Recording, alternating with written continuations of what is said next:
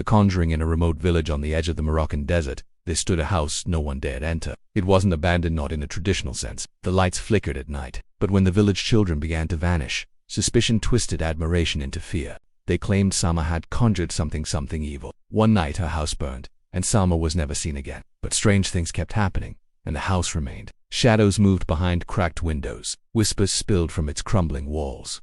The villagers called it Beit al-Mouche, the conjured house. Years ago it was home to a woman named Salma, known for her knowledge of herbs and healing. Rising action Fatima, a young university student studying folklore, returned to the village to visit her ailing grandmother. She had heard stories of the house since childhood but always brushed them off as myth. Her grandmother, weak and nearing her final days, gripped her hand one night and whispered, "Don't go near the conjured house.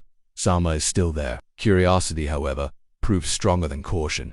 The figure didn't move. Her feet did not touch the ground. Fatima took her notebook, a flashlight, and a camera, and ventured to the house just before As she stepped inside, the air grew unnaturally cold. The house smelled of burned herbs and old incense. Something was terribly wrong. The walls were covered with blackened verses, scratched out, rewritten, then scratched again. The sound of dripping water echoed though no pipes remained.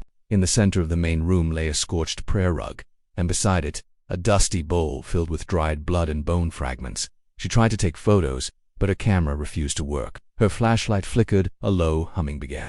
From her mouth came another voice, ancient, angry, and not her own. Then came the whisper, "Leave, before I finish what I started." Fatima froze. She turned slowly and saw her, a shadowy figure, veil burned into her face, standing where no one had been seconds earlier. Fatima fled the house. She didn't stop running until she reached her grandmother's home.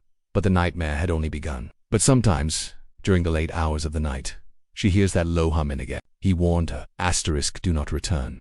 The house is a wound, and wounds, if reopened, bleed deeper." Climax that night. The house appeared in her dreams. She walked its corridors, saw herself praying on the scorched rug, speaking words she didn't know. She woke screaming. Over the next few days, she began to see things.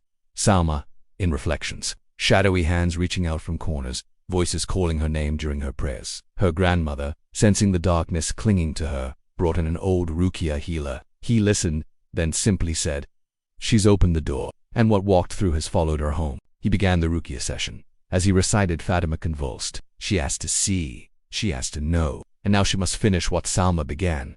The healer intensified his recitation. The room grew heavy, then silence, a final scream. And then Fatima collapsed, ending. She awoke days later. The healer said they had driven the entity back but not destroyed it. Fatima returned to the city. She deleted the photos. She burned her notebook. And in her dreams, she's back on that scorched rug, whispering words no human should ever know. At the end,